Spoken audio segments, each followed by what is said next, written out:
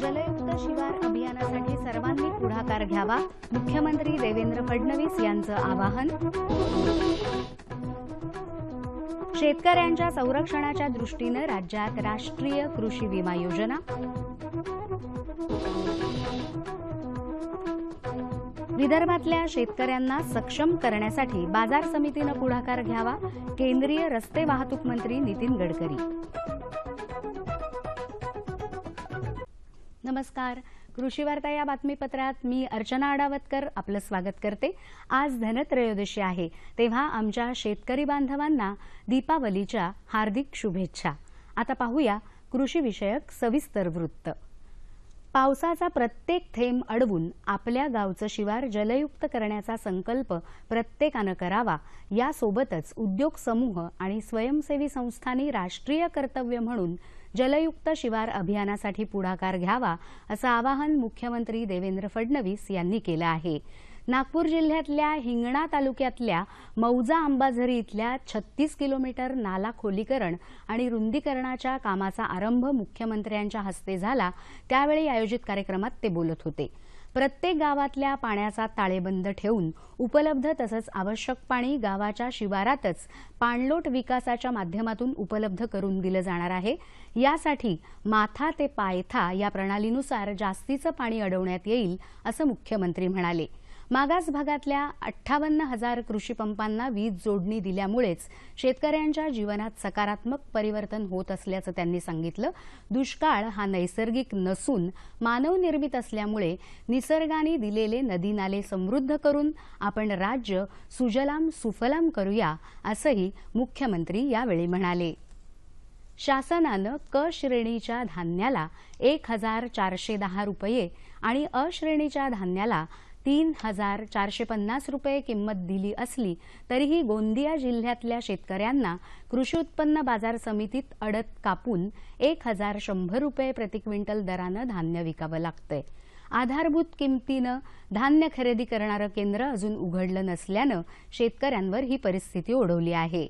धान्य खरेदी विक्री यासाठी इलेक्ट्रॉनिक वजन काटे वापरावेत असं शासनाचं परिपत्रक असलं तरी सुद्धा साध्या वजन काट्याचा उपयोग केला जातो.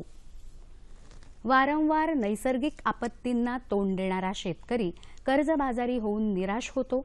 अशा शेतकऱ्याच्या संरक्षणाच्या दृष्टीने राज्यात राष्ट्रीय कृषी विमा योजना रब्बी 1999-2000 पासून क्षेत्र हा घटक धरून सुरू करण्यात आली आहे. या योजनेचा उद्देश पिकांच्या नुकसानीच्या अत्यंत कठीण परिस्थितीतही शेतकऱ्यांचं आर्थिक स्थैर्य अबाधित राखलं तसंच नुकसान प्राप्ती प्रमाणात शेतकऱ्यांना विमा संरक्षण देणं हा आहे. एका पिकासाठी आणि एका क्षेत्रासाठी शेतकऱ्याला एकाच बँकेत विमा हप्ता भरून सहभागी होता येईल. या संदर्भात तालुका कृषी अधिकारी कार्यालयाशी वा भारतीय कृषी विमा कंपनी जिल्हा मध्यवर्ती सहकारी बँक राष्ट्रीयकृत बँक यापैकी एका ठिकाणी संपर्क साधावा, असं आवाहन विनय कुमार आवटे अधीक्षक कृषी अधिकारी पुणे विभाग यांनी केलं आहे. गेल्या काही वर्षापासून मराठवाड्यातल्या शेतकऱ्याला दुष्काळाचा सामना करावा लागतोय. मात्र परभणी जिल्ह्यातल्या शेवडी गावातल्या शेतकऱ्यांनी झेंडूच्या फुलांची शेती हा नवा पर्याय स्वीकारलाय. पाहूया या शेतकऱ्यांची ही यशोगाथा. पिवळी आणि केशरी रंगाची ही झेंडूची फुलं किती छान दिसत आहेत ना. परभणी जिल्ह्यातल्या जिंतूर तालुक्यातलं 800 लोकवस्तीचं हे शेवडी गाव दुष्काळी परिस्थितीमुळे सोयाबीन, कापूस, तूर या पारंपरिक पिकांचं उत्पन्न मिळत नाही, म्हणून शेवडी गावातल्या शेतकऱ्यांनी झेंडूची शेती करायला सुरुवात केली. दरवर्षी पारंपरिक पिकं घ्यायचो, त्या पिकात काही उत्पन्न काय होत नसं. आता यावर्षी पण सोयाबीन 2दा पेरून गेलेली आहे, पण मी गावातले लोक जरा झेंडू लावायलेत म्हणून मी झेंडूकडे वळलो. तर आता माझ्या 4-5 पुढे आता नंबर 1 झेंडू आलेला आहे सध्या. सध्या शेतीला पुरेसं पाणी उपलब्ध नसलं तरी पाण्याचं योग्य नियोजन करून झेंडूची शेती छान बहरली आहे. यावर्षी तर 2 एका एकराला सोयाबीन 2 पोते 3 पोते झाले. आणि झेंडूचं कसं उत्पन्न आहे, त्याला पाणी लागतंय पण त्याची वाढ बी जास्त आहे आणि पैसा बी जास्त होतोय. जेव्हापासून आम्ही फुलशेती घेतो तेव्हापासून एवढा डेव्हलप झाला की 5 गुंठ्यामध्ये उत्पादन एकरा इतकं मिळते आम्हाला. फुलामध्ये आजपर्यंत आम्ही 6 ते 7 वर्षामध्ये जे 25 एकर जमिनीमध्ये जेवढं उत्पादन होत होतं तेवढं आम्ही एका एकरामध्ये कमी लावतो. फक्त यावर्षी जरा दुष्काळी परिस्थिती आहे, त्याच्यामुळे थोडं उत्पादनात घट आहे. सणासुदीचा काळ असल्यानं झेंडूला बाजारात मोठी मागणी आहे. पुणे, मुंबई, औरंगाबाद, नाशिक आणि हैदराबाद इथे या झेंडूची विक्री केली जाते आणि नफा कमवला जातो. इच्छा तिथं मार्ग याची प्रचिती या शेतकऱ्यांच्या कृतीतून पाहायला मिळत आहे. आता पाहूया कृषी विषयक सल्ला. मराठवाडा विभागात किमान तापमानात घट सुरू झाल्यानं गव्हाच्या पेरणीसाठी हवामान अनुकूल बनत आहे. गव्हाच्या 10 किलो बियाणासाठी 250 ॲझोटोबॅक्टर जीवाणू संवर्धनासाठी बीज प्रक्रिया करावी. त्यामुळे नत्राचं स्थिरीकरण होऊन उत्पादन वाढतं. उगवून आलेल्या करडई पिकाला मावा किडींचा प्रादुर्भाव आढळून आला तर 5% निंबोळी अर्काची पहिली फवारणी करावी. आता पाहूया बाजारभाव.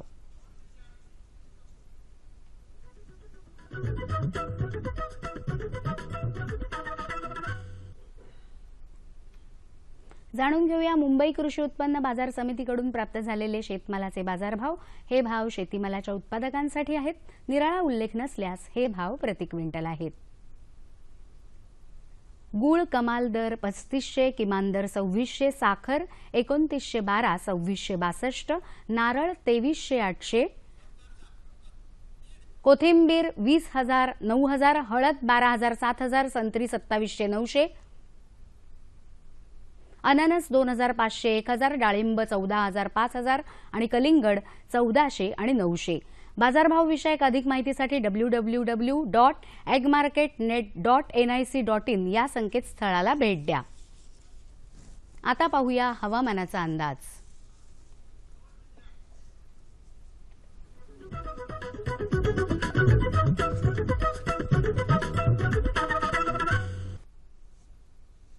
येत्या 2 दिवसात विदर्भासह उत्तर कोकण, उत्तर मध्य महाराष्ट्र आणि मराठवाडा या ठिकाणी हवामान कोरडं राहील. दक्षिण मध्य महाराष्ट्रात तुरळक ठिकाणी मेघगर्जनेसह पाऊस पडेल असा अंदाज वेधशाळेने वर्तवलाय. जाणून घेऊया राज्यातल्या प्रमुख शहरांचं तापमान कमाल आणि किमान अंश सेल्सिअसमध्ये. मुंबई कमाल 36, किमान 21, पुणे 33-16, नागपूर 32-18, औरंगाबाद 33-19, सोलापूर 36-27 आणि नाशिक 33 आणि 16 अंश सेल्सिअस. हवामान विषयक अधिक माहितीसाठी www.imdmumbai.gov.in या संकेतस्थळाला भेट द्या. कृषी विषयक घडामोडी आमच्या या पत्त्यावर कळवा. निर्माता कृषी वार्ता, दूरदर्शन केंद्र वरळी, मुंबई 400030. ईमेल आयडी असा आहे कृषीवार्ता@ddkmumbai@gmail.com. याबरोबरच आजच्या कृषी वार्ता संपल्या. पुन्हा भेटूया पुढच्या कृषी वार्तांमध्ये. तोपर्यंत नमस्कार.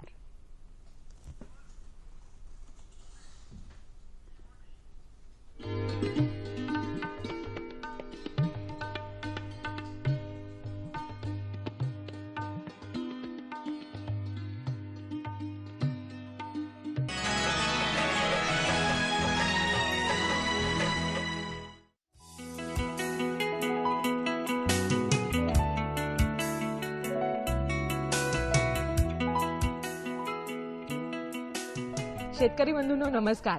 आजच्या कृषी दर्शन कार्यक्रमामध्ये आपल्या सगळ्यांचं मनपूर्वक स्वागत. मंडळी, आजचा आपला विषय आहे हरभरा उत्पादन वाढीसाठी विशेष योजना. मंडळी, कडधान्याचं आपल्या आहारात किती महत्त्व आहे हे वेगळं सांगायला नकोच. प्रथिनांचा प्रमुख स्रोत असतात ही कडधान्य आणि त्यामध्ये सुद्धा हरभरा हा आपल्याला दररोज भेटणारा असं म्हटलं तर ते अतिशयोक्तीचं अजिबात ठरू नये. भजीपासून ते पुरणपोळीपर्यंत, बेसनाच्या लाडूपर्यंत या हरभऱ्यानं आपला आहार व्यापून टाकलेला आहे. या हरभऱ्याबद्दलच त्याच्या उत्पादन वाढीसाठी केंद्र शासन पातळीवर आणि राज्य शासन पातळीवर विशेष प्रयत्न केले जात आहेत राष्ट्रीय अन्न सुरक्षा अभियानाअंतर्गत। या अभियानाबद्दलच जाणून घेण्यासाठी आपल्याला मार्गदर्शन करण्यासाठी आज आपण कार्यक्रमात आमंत्रित केलेला आहे श्री विजय कोळेकर यांना, जे कृषी आयुक्तालय पुणे इथं राष्ट्रीय अन्न सुरक्षा अभियानाचे उपसंचालक आहेत। तर आपण त्यांचं कार्यक्रमात स्वागत करूया। सर नमस्कार, कार्यक्रमात तुमचं मनपूर्वक स्वागत। सर सगळ्यात प्रथम मला सांगा की आपल्या राज्यामध्ये कडधान्याची नेमकी स्थिती काय आहे? आपलं राज्य हे कडधान्य उत्पादकाच्या राज्य जेवढी आहेत देशामधले त्यापैकी अग्रेसर राज्य आहे आणि आपण तिन्ही हंगामामध्ये म्हणजे खरीप हंगाम, रब्बी हंगाम आणि उन्हाळी हंगामात कडधान्य पिकवतो। विशेषतः खरीप हंगामात आपण तूर, मूग आणि उडदाची पीक घेत असतो। रब्बीमध्ये आपण हरभरा पिकवतो आणि उन्हाळ्यात देखील आपण काही प्रमाणात मूग पिकवतो आणि अशा प्रकारे हे तिन्ही हंगाम व्यापलेलं असं कडधान्य उत्पादनाचं आपलं जे राज्य आहे यामध्ये जवळपास दरवर्षी आपण दोन्ही हंगामात मिळून 36 लाख हेक्टरवर आपण हरभरा, तूर, मूग, उडीद अशी पिकं घेत असतो आणि त्यातून दरवर्षी आपण सरासरी 24 लाख टन कडधान्याचं उत्पादन मिळतं। आणि हे आपण देशामध्ये मध्य प्रदेश, महाराष्ट्र आणि राजस्थान अशा 3 राज्यांमध्ये जास्तीत जास्त हे उत्पादन होत असतं आणि म्हणून आपण मोठे उत्पादक तर आहोतच, एक चांगली गोष्ट आहे यामध्ये। त्याबरोबरच आपण जेवढ्या क्षेत्रावर आपण हरभरा आणि इतरही पिकं, तुरीचे पीक पिकवतो यामुळे शेतकऱ्यांना एक उत्पन्न स्रोत म्हणून आपण या कडधान्याकडे पाहतो आहे आणि या कडधान्याच्या उत्पादकता राज्याची आपल्या जर पाहिली तर ती साधारणपणे देशाच्या सरासरीपेक्षा थोडीशी आज कमी दिसते आहे, एवढं मात्र निश्चित आहे आणि 7 ते 8 क्विंटल हेक्टरी उत्पादन आपल्याला या ठिकाणी मिळतं आहे सगळ्या प्रकारच्या कडधान्याचे मिळून आणि अशी आपली आज स्थिती आहे। आणि त्यातही पुन्हा पाहिलं तर भौगोलिकरित्या आपल्या राज्याच्या कोकणाचा काही भाग वगळता पूर्ण राज्यभर आपण कडधान्य पिकं घेतो। यात सांगायचं म्हटलं तर तुरीसारखं पीक आपण सलगपणे घेतो, आंतरपीक म्हणून घेतो सोयाबीन किंवा कापसामध्ये आणि आता भाताच्या बांधावर देखील आपण तुरीचे पीक घेतो, तसं मूग आणि उडीदही घेतो आणि हरभरा हे पीक आपण सलगपणे राज्यभर सर्वत्र जवळपास घेत आहे। सर आपण अग्रेसर राज्य आहे आपलं असं म्हणालात तर ही सगळी स्थिती खरंच खूप आनंद देणारी आहे, पण डाळींचे आणि कडधान्यांचे वाढलेले भाव बघितल्यानंतर मात्र आपली फारच अगदी गाळण उडून जाते। तर त्याचं काय कारण आहे असं तुम्हाला वाटतं? आता आपलं अगदी रास्तपणे आपण सांगितलं की ग्राहकांच्या स्थितीतून आज बघितलं तर डाळींचे भाव बरेचसे वाढलेले आहेत। याच्यामध्ये उत्पादन गेल्या एक वर्षभरामध्ये मागच्या वर्षी विशेषतः जी काही टंचाई झाली होती सर्व देशभरामध्ये आणि त्याच्यामुळे हरभऱ्याचं उत्पादन किंवा इतर डाळीचं उत्पादन आपलं कमी झालेलं आहे, तुरीचं उत्पादन कमी झालेलं आहे फार मोठ्या प्रमाणामध्ये, मूग उडीद कमी झालेलं आहे। त्यामुळे हे उत्पादन कमी होणं हा एक त्यातला मुख्य भाग आहे की ज्यामुळे हे आज आपल्याला थोडीशी टंचाईसारखी परिस्थिती निर्माण झालेली दिसते आहे आणि त्यामुळे भाव वाढलेले आहेत। पण त्याबरोबरच दुसरी बाजूने पाहिलं तर डाळींचं एकूण जे कन्झम्पशन म्हणू आपण त्यांना किंवा डाळी खाण्याकडेचा कल आता वाढतो आहे। हे एक चांगली बाजू म्हणता येईल आपल्याला की आहार दृष्टिकोनातून डाळींचं महत्त्व लोकांना हळूहळू पडत चाललेलं आहे। त्यामुळे या डाळी सकाळच्या पासून ते अगदी संध्याकाळच्या वर्णापर्यंत वापर वाढलेला आहे डाळींचा आणि ते कारण आपल्याकडे होऊ शकतं की मागणी वाढलेली आहे। निश्चितच शाकाहारींसाठी तर प्रथिनाचा प्रमुख स्रोत असल्यामुळे कदाचित या मागणीमध्ये वाढ झाली असेल असं आपण म्हणूया। आता हरभरा उत्पादनाबद्दल आपण बोलतो आहोत तर या उत्पादनामध्ये म्हणजे हरभऱ्याच्या पिकासाठीच्या कोणत्या समस्या शेतकऱ्यांना भेडसावतात, तुमचा काय अभ्यास आहे? असं आहे की हरभऱ्याचं उत्पादन जे व्हायला हवं आहे म्हणजे आपण सरासरी जर बघितलं तर आज ज्या चांगल्या जाती ज्या आपण म्हणतो आहेत विजय, दिग्विजय, विकास, विराट ह्या जुन्या जाती आहेत आणि विजय दिग्विजय आता नवीन आहे, जाकी जात आलेली आहे। आता या सगळ्या वाणांचं उत्पादकतेची जर पातळी पाहिली आपण निश्चितपणे 12 ते 15 क्विंटल सहज यायला हवी आहे, पण आज आपल्याला ती 8 क्विंटलच्या आसपास कुठेतरी ती शेरावलेली दिसते आहे। मग ही उत्पादकता कमी का आहे याचा विचार केला तर आमचा अभ्यास सांगतो असा की एक मुळात रब्बीच्या हरभरा पिकाला विशेषतः या सिंचनाची गरज असते। खरं म्हणजे 2 ते 3 सिंचनाची आवश्यकता असते, आपण तेवढ्या प्रमाणामध्ये सिंचन देत नाहीये त्याला, हा एक भाग आहे। बऱ्याच ठिकाणी हरभरा हे जमिनीच्या अंगभूत ओलीवरच ते पीक घेतलं जात असतं, तेव्हा वेगळं सिंचन देत नाहीत, हा एक भाग त्यात आहे। दुसरा असं आहे की ह्या पिकाचे उत्पादन वाढवण्यासाठी आपल्याला त्याला जे काही पोषण द्रव्य अन्न व्यवस्थापनाची गरज असते आणि तशा प्रकारच्या व्यवस्थापनामध्ये काही ठिकाणी शेतकरी आपल्याला कमी पडतो आहे असं आपल्याला दिसेल। नवीन वाहनांचा वापर देखील वाढला पाहिजे आहे, त्यातही काही कमतरता आपल्याला काही ठिकाणी काही भागामध्ये विशेषतः आपल्याला दिसून येते आहे आणि एकूणच हरभरा पिकाकडे बघण्याचा दृष्टिकोन जो आहे की एक कॅश क्रॉप म्हणू आपण ज्याला, किंवा हे पैसा देणारं पीक आहे, असा दृष्टिकोन तयार होण्याची आज अजून गरज आहे. बरोबर. थोडक्यात आपण या अभियानाकडे वळण्यापूर्वी थोडक्यात शेतकऱ्यांना मार्गदर्शन करूया की या पिकाची काळजी घेणं किंवा त्याची चांगली उत्पादन त्याचं होण्यासाठी काय आपण नेमकी खबरदारी घेतली पाहिजे, कोणत्या गोष्टी आपण अवलंबल्या पाहिजेत, त्याबद्दल थोडक्यात शेतकऱ्यांना मार्गदर्शन. अगदी बरोबर आपण बोलला की खरं म्हणजे उत्पादन वाढवायचे असते नेमकं काय करायचं. अगदी पहिल्यात महत्वाचं पीक गोष्ट आहे की हरभरा पीक हे मुळातच चांगल्या जमिनीवर लागवड त्याची केली पाहिजे आहे. मध्यम ते भारी जमिनीवर, सुपीक जमिनीवर लागवड केली पाहिजे आहे. त्याबरोबरच चांगलं सुधारित बियाणं, जसं आता बोललो की गेल्या 15 वर्षामध्ये निर्माण झालेल्या जातींचं बियाणं लोकांनी, शेतकऱ्यांनी वापरलं गेलं पाहिजे आहे. हे करत असतानाच हरभऱ्याची जी काही वेळ आहे पेरणीची ती सांभाळली पाहिजे आहे. आणि त्याबरोबरच उत्पादन वाढवत असताना उत्पादनाचा खर्च कमी करण्याकरता म्हणून अचूकपणे पेरणी व्हावी, वेळेवर पेरणी व्हावी, वेळेवर लागवडीच्या कामं सगळी व्हावी म्हणून यांत्रिकीकरणाकडे देखील लोकांनी वळलं पाहिजे आहे. हे आणि ह्याबरोबरच मग शेवटी आपण मधल्या काळात फार महत्त्वाची गोष्ट आहे ती म्हणजे संरक्षित पाण्याचे 1 ते 2 पाणी, 2-3 पाण्यावर चांगला हरभरा येतो, पण किमान 2 पाणी द्यायलाच हवी आहेत, तर ते पीक चांगल्या प्रकारे आपलं येऊ शकतं. आणि जैविक खताचा वापर एक चांगल्या प्रकारे आपला आढळून आलेला आहे, कारण हरभऱ्याचं उत्पादन वाढण्यामध्ये जैविक खतं, सूक्ष्म मूलद्रव्य यांचाही हातभार चांगल्या प्रकारे लागतो आहे. त्यामुळे हे सगळ्या काळजी आपण जर घेतली तर हरभरा पीक उत्पादन वाढण्यासाठी आपल्याला मदत होऊ शकते. यावर काही शत्रू आहेत, त्याचंही नियोजन त्यावेळेला केलं पाहिजे. म्हणजे विशेषतः घाटी अळीचं नियोजन जर वेळेवर झालं तर देखील तरी चांगला परिणाम आपल्याला उत्पादन वाढीवर चांगला दिसून येईल आपल्याला. अन्न सुरक्षा अभियानाचे आपण उपसंचालक आहात, तर या अभियानाबद्दल आपल्या शेतकऱ्यांना सांगा आणि हरभरा पिकासाठी नेमक्या काय योजना आहेत त्याकडे आपण वळूया. आता ह्यामध्ये अभियानाअंतर्गत हरभऱ्यासाठी आपण काय करतो आहे, एक म्हणजे प्रामुख्यानं ह्या सर राज्यभर आपण जे 15 वर्षाच्या आतील जे वाण आपले आहेत, नवीन वाण, म्हणजे आता 2 नावं सांगितलं म्हणजे दिग्विजय आणि जॅकी, तर या वाणाचं बियाणं आपण सवलती दरामध्ये देतो आहोत.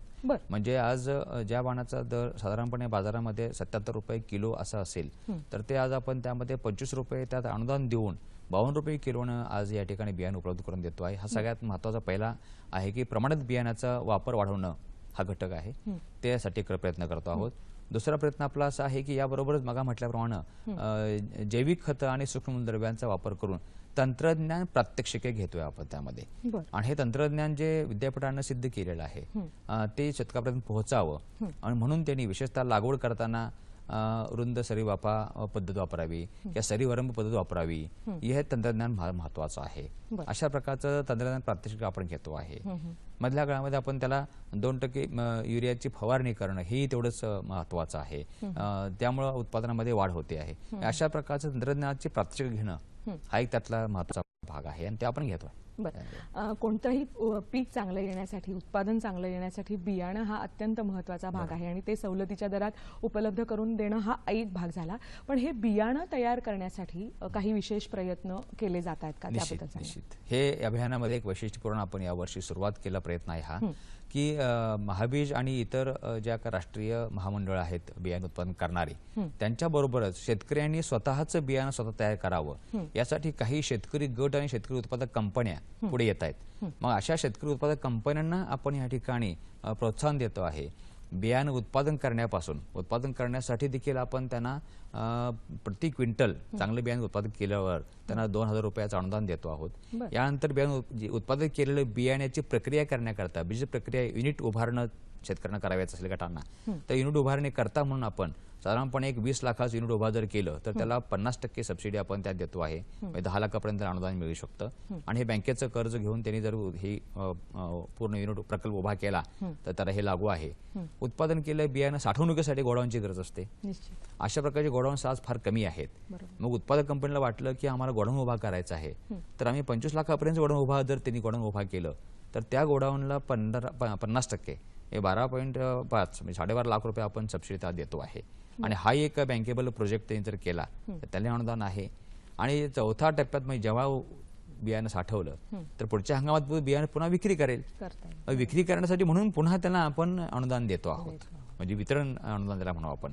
अशा प्रकारे उत्पादन ते वितरण या पूर्ण साखळीमध्ये आपण या शेतकरी उत्पादक कंपन्यांच्या बरोबर हे शासन आता उभं राहिलेलं आहे. सर, विद्यापीठामध्ये अनेक शोध प्रक्रिया चाललेल्या असतात, तंत्रज्ञान विकसित होत असतं. तर हे तंत्रज्ञान हरभऱ्याच्या बाबतीतलं शेतकऱ्यांपर्यंत पोहोचावं यासाठी काही या योजनेमध्ये तरतूद आहे का? तसे काही प्रयत्न होत आहेत का? यामध्ये दोन टप्प्यावर आपण काम करतो आहे. एक म्हणजे हरभऱ्याचं उत्पादन वाढीसाठीचे सगळे लागवड तंत्र जे आहेत ही शेतकऱ्यांना समजून सांगण्यासाठी म्हणून आपण व्यापक प्रमाणामध्ये प्रशिक्षणाचा कार्यक्रम ह्यामध्ये घेतलेला आहे. त्याबरोबर शेतकऱ्यांच्या शेतावर जाऊन प्रत्यक्ष विद्यापीठाचे शास्त्रज्ञ, कृषी विज्ञान शास्त्रज्ञ यांचे भेटी घडून आणतो आपण. म्हणजे भेटी घडून आणून तंत्रज्ञानाचा प्रसार करणे, प्रशिक्षण देणे आणि तिथं प्रत्यक्ष प्रात्यक्षिक करून दाखवणे या सगळ्या प्रकारे आपण कार्यक्रम यात घेतलेला आहे. सर, आता उत्पादन वाढत असताना खर्च कमी ठेवणं ही एक फायद्याची महत्वाची गुरुकिल्ली आहे. तर आता यामध्ये अनुदान या तत्वावर यांत्रिकीकरण किंवा शेतीचे हे जे महत्वाचे विभाग आहेत तर त्याची काही तरतूद आहे का? त्यासाठी काही सहाय्य केलं जात आहे का? अत्यंत चांगला हा खरं म्हणजे प्रश्न आपला आहे की ज्यामध्ये उत्पादन वाढवणं जेवढं सोपं आहे पण उत्पादन खर्च कमी करणं हे फार अवघड झालेलं आहे. बरोबर. आणि त्यामध्ये सुद्धा मजुरीचा खर्च फार वाढलेला आहे, त्यामध्ये जनावरांचा खर्च आहे. अगदी बरोबर आहे त्यामध्ये. आणि सध्या बैलांची संख्या कमी होत चाललेली आहे. म्हणजे शेतकऱ्याकडे आज कुटुंब लहान होणं, बैल कमी होणं आणि त्यामुळे साहजिकच मजुरीचा खर्च वाढतो आहे आणि मजुरीची उपलब्धताही कमी होत चाललेली आहे. त्यामुळे यांत्रिकीकरण हा खरं त्यावर चांगला उपाय आहे. आणि म्हणून मशागतीपासून ते मळणीपर्यंत मशागत ते मळणी यंत्र सगळी उपलब्ध आपल्याकडे आहे. मशागत करायला तुम्हाला अगदी ट्रॅक्टरला धरून तुमचा नांगरट असेल, त्यामध्ये रोटावेटरचा वापर केला आपण तर रोटावेटरचा चांगल्या प्रकारे मशागत आपल्याला करता येते. पेरणी करण्याकरता आपल्याकडे ट्रॅक्टरला चालित अशा प्रकारची पेरणी यंत्र आहेत. पेरणी करताना आपण बियाणं खतं एकत्र जावीत, खत टाकता यावीत म्हणून त्यासाठी आपल्याकडे बीबीएफचे यंत्र उपलब्ध आहे. गादी वापाई पेरणी करण्याकरता बीबीएफचा चांगला वापर होतो आहे. हे काय आंतरमशागती करता आपल्याकडे कोळपणी करण्याकरता, निंदणी करण्याकरता यंत्र आहेत. त्याबरोबरच औषध फवारणी करता चांगल्या प्रकारचे फवारणी पंप, सुधारित फवारणी पंप हे पूर्वीसारखे केवळ हाताने हलवण्यापूर्वी पेक्षाही आज बॅटरीवर चालणारे फवारणी पंप आलेले आहेत. त्याच्या प्रकारचे पंप या ठिकाणी उपलब्ध आहेत. ह्या सगळ्या यांत्रिकीकरणाचा करता आपण अगदी काढणी आणि मळणी करण्याकरता देखील मळणी यंत्र उपलब्ध झालेली आहेत. म्हणजे सगळ्या टप्प्यामध्ये आज आपल्याला यांत्रिकीकरण करू शकतो. आणि हे यांत्रिकीकरणाचा फायदा शेतकऱ्याला जर घ्यायचा असेल जसं तुम्ही म्हटला की कशा प्रकारे त्याला फायदा घेता येईल, आम्ही यावर्षी धोरण ठरवलेलं आहे की आपलं राज्याचं एक कृषी उद्योग महामंडळ आहे जे यांत्रिकीकरणासाठी फार मोठ्या प्रमाणात काम करतं. शेतकऱ्याला जे हवं आहे, जे यंत्र त्याला ज्या कंपनीचं पाहिजे आहे त्यांनी महामंडळाकडे मागणी नोंदवावी आणि महामंडळाकडे त्या यंत्राच्या साठी जी काही किंमत असेल ठरवलेली राज्यानं किंमत पूर्ण भरावी त्यांनी आणि ते यंत्र घ्यावं. आणि एकदा यंत्र घेतलं की मग आमचा कृषी विभागाचा अधिकारी तो तपासून घेईल आणि त्यानंतर त्या यंत्रासाठी म्हणून जे काही देय अनुदान आहे ते सरळ शेतकऱ्याच्या खात्यावर आम्ही जमा करणार आहोत. आणि असं ह्या वर्षी आम्ही सुरुवात केलेली आहे. यासाठी म्हणून या वर्षीची नवीन ही बाजू आहे त्यामध्ये. आणि त्याचा शेतकऱ्यांनी संपर्क आपल्या साहजिकच म्हणजे तालुक्याच्या कृषी अधिकाऱ्याला सांगितलं साधला तर ते एकूणच याबद्दल आपण शेतकऱ्यांनी त्याचा कसा लाभ घ्यायचा याकडे वळूच या सर. पण त्याचबरोबर आता हरभरा लागवड करणारे जे शेतकरी आहेत तर त्यासाठी सिंचन फार महत्वाचं आहे असं तुम्ही म्हणालात. तर यासाठी शासनाकडून नेमकी काय शासनाची भूमिका आहे, कोणते प्रयत्न केले जात आहेत त्याबद्दल सांगा. जसं आपण भर देतोय की सिंचनाशिवाय उत्पादन चांगलं येणार नाहीये. बरोबर. मग त्यासाठी 2 टप्प्यावर आपण काम करतो आहे. एक म्हणजे सिंचन सुविधा निर्माण करणे. यासाठी संरक्षणासाठी पाणी कसं उपलब्ध करता येईल. जसं आता सध्या जलयुक्त शिवार अभियान जे चालू आहे तशाच एक भाग म्हणून शेततळी हा जो भाग आहे. शेततळ्याचं जर हरभरा उत्पादक लोकांनी एकत्र येऊन सामूहिकपणे किंवा वैयक्तिकपणे जर शेततळ निर्माण केलं तर त्या शेततळ्याच्या खोदाईच्या खर्चाच्या 50% अनुदान शासन त्यांना द्यायला तयार आहे. एक भाग आहे. निर्माण केलेल्या शेततळ्यातून किंवा त्याच्या असलेल्या विहिरीतून पाणी उपसा करण्यासाठी म्हणून त्याकडे शेतकऱ्यांना डिझेल पंप, विद्युत मोटर पंप हे देखील आपण 50% अनुदानावर देतो आहे. त्याच्या पुढे जाऊन एकदा शेतकरी उपसा पाणी उपसा करेल त्यानंतर मग ते पाईप लागेल त्याला. यासाठी पाईपसाठी आपण तरतूद करतो आहोत. आणि हे पाणी चांगल्या प्रकारे काटकसरीनं देणं गरजेचं आहे आणि म्हणून तुषार सिंचनची गरज आहे. तर म्हणजे तुषार सिंचनासाठी देखील त्याला शेतकऱ्याला आपण त्या सेटवर 50% अनुदान देतो आहोत. म्हणजे पाणी निर्माण करण्यापासून ते पाणी देण्यापर्यंत सगळ्या टप्प्यावर आपण या ठिकाणी शेतकऱ्यांना सहकार्य करत आहोत. थोडक्यात जर आपण या सगळ्या अनुदानाचा किंवा या सगळ्या योजनेचा गोषवारा घ्यायचा म्हटला तर हेक्टरी येणारा खर्च आणि त्यामध्ये अनुदानाचं प्रमाण याचं काय आपल्याला प्रमाण सांगता येईल? आता हे अनुदानाचा भाग जो आहे ना तो प्राथमिक स्वरूपात आपण देत असतो. बरं. म्हणजे यामध्ये मागणी जशा प्रकारे वाढत जाईल तसं तसं साहजिकच शासनाचा धोरण त्याप्रमाणे आहे की त्याचा अनुदान देत राहतो आपण. तथापि प्रातिनिधिक स्वरूपात एवढ्यासाठी आहे की शेतकऱ्याच्या गटाने एखाद्या ठिकाणी उत्पादन वाढलं हे समजलं की त्याचं अनुकरण त्यांनी इतर ठिकाणी करावं. अशा प्रकारे म्हणजे अनुदानाच्याच माध्यमातून शेती पूर्ण होणार नाहीये. बरोबर. म्हणून आपण त्याचा तंत्रज्ञानाचा वापर वाढणं, यांत्रिकीकरण वाढणं, आपोआपच त्यामध्ये उत्पादन वाढणार आहे. आणि मग याचं ज्यावेळेला त्याचं मूल्य कधी कळेल शेतकऱ्यांना, जेव्हा ते बाजारपेठेमध्ये जाईल आणि तिथून ज्यावेळेला त्याला उत्पन्न मिळेल चांगलं, तेव्हा त्यांना कळणार आहे की साहजिकच हे अनुदान आपल्याला कमी पडते, परंतु उत्पन्न वाढल्यामुळे आपला फायदा होणार आहे. म्हणजे थोडक्यात असं आपण म्हणू शकतो की केवळ अनुदान मिळतंय म्हणून हरभरा उत्पादन वाढीकडे न वळता आपल्याला त्याच्यातनं पुढे जाऊन आणखीन लाभ मिळवायचे आहेत, असा जर उद्देश शेतकऱ्यांनी ठेवला तर त्यांचा नक्कीच फायदा होऊ शकेल. शेवटची जी साखळीतला शेवटचा भाग म्हणजे विक्री आणि त्याचं विपणन, तर त्यासाठीची तरतूद नेमकी कशी आहे, त्यासाठीचं काही सहाय्य आहे का? सगळ्या टप्प्यावर आपण जसं म्हटलं की शासन आहे मदतीला, तसं यामध्ये विक्री व्यवस्था आणि त्यामध्ये विक्री व्यवस्थेमध्ये कसं असतं, आता हे कडधान्याच्या उत्पादनाचा शेवटचा जो भाग आहे तो म्हणजे डाळ आहे. म्हणजे याचे जर कडधान्याचं उत्पादन डाळीमध्ये रूपांतर करायचं आपल्याला आहे, तर त्यामध्ये डाळ मिल हा एक महत्वाचा टप्पा येतो म्हणजे प्रक्रिया करण्यासाठी. म्हणजे यासाठी लहान स्वरूपात ते मिनी दाल मिल जर शेतकऱ्यांच्या गटाने घेतल्या तर मिनी दाल मिल घेतल्यावर त्यासाठी आपण 500 त्याला अनुदान देतो आहोत. त्या उभारणी करण्याकरता अर्थसहाय्य आहे. आणि हे जे काय करता आहेत शेतकरी दाल मिल करतील, त्यातून डाळ तयार करतील, मग अशा डाळींचं पॅकिंग करणं, ब्रँडिंग करणं, स्वतःच्या नावानं त्यांनी विकायचं असेल तरी विक्री व्यवस्था निर्माण करण्याकरता म्हणून देखील त्या गटाच्या स्वरूपात आपण जर त्यांनी काम केलं तर त्या पूर्ण विक्रीच्या प्रकल्पाला देखील आपण अनुदान अर्थसहाय्य आपण देतो आहेत. हा, आणि तेही अर्थसहाय्य चांगल्या प्रकारे त्यांना विक्री व्यवस्थेपर्यंत म्हणजे ग्राहकापर्यंत डाळ पोहोचवण्यासाठी देखील आपण देऊ शकतो. अशा प्रकारे पूर्ण टप्प्यावर त्यांना मदत ह्या ठिकाणी आहे. मार्गदर्शन त्या महत्वाचं आहे. कारण ह्याबरोबर कसं आहे की अर्थसहाय्य हे नेहमीच कमी राहतं, परंतु मार्गदर्शन हे फार महत्वाचं राहतं. आणि शेतकऱ्यांच्या या पूर्ण हरभरा उत्पादकांच्या गटाबरोबर कृषी विभाग हा वेगवेगळ्या टप्प्यावर त्यांच्यासोबत राहणार आहे. तुम्ही म्हणालात की त्यासाठीचं प्रशिक्षण किंवा माहिती, तज्ज्ञ मंडळींची चर्चा, या सगळ्या पातळीवर जोरकस प्रयत्न केले जात आहेत हरभरा उत्पादन वाढवण्यासाठी. तर याबद्दल अधिक माहिती घ्यायची असेल किंवा या तंत्रज्ञानाबद्दल किंवा एकूणच या योजनेबद्दल जाणून घ्यायचं असेल तर त्यासाठी शेतकऱ्यांनी काय करावं? प्रथमतः आपण आपल्या गावाचा कृषी सहाय्यक आहे. कृषी सहाय्यकापर्यंत आम्ही जे आता सांगितलं सगळ्या गोष्टी तिथं पोहोचत असतो. तालुका कृषी अधिकारी कार्यालयामध्ये सगळी माहिती त्यांना मिळू शकते. याबरोबरच तांत्रिक अजून ज्ञान भर पडण्यासाठी त्यांनी कृषी विज्ञान केंद्रांचा ज्या ज्या ठिकाणी जिल्ह्याच्या ठिकाणी केंद्र आहेत, कृषी विज्ञान केंद्र विद्यापीठाची आहेत, तिथे त्यांनी संपर्क साधणे आवश्यक आहे. या 2-3 ठिकाणी संपर्क साधला.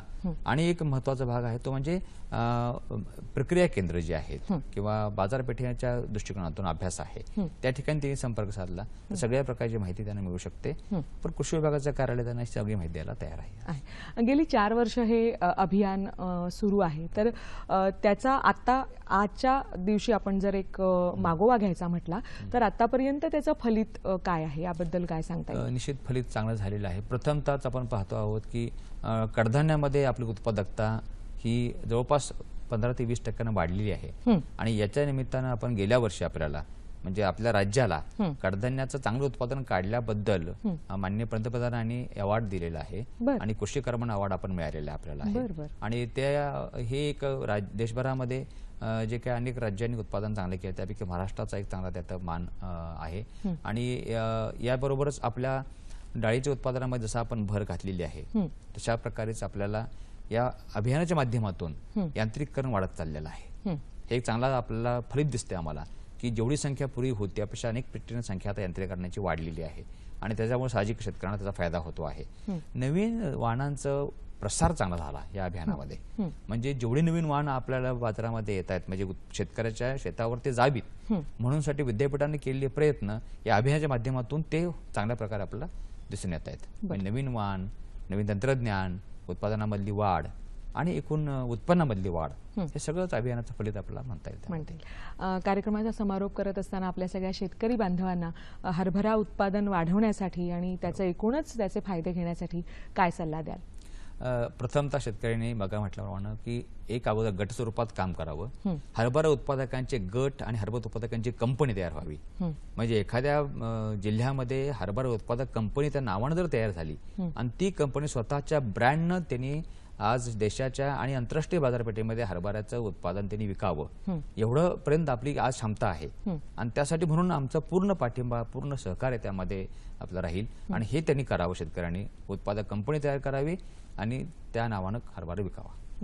सर, आज कार्यक्रमात सहभागी झालात. सगळ्या कृषी बांधवांना इतकी छान हरभरा उत्पादन वाढीसाठीची माहिती दिलीत त्याबद्दल खरंच मनपूर्वक आभार. आशा करूया या अभियानाच्या माध्यमातून आपल्या महाराष्ट्रातलं हरभऱ्याच्या उत्पादन वाढीचं प्रमाण निश्चितच वाढेल आणि आपल्या आहारामध्ये हरभऱ्याचा खमंगपणा कायम राहील. या सर्व माहितीबद्दल आणि आपल्या सर्व उपक्रमासाठी आमच्याकडून शुभेच्छा. धन्यवाद.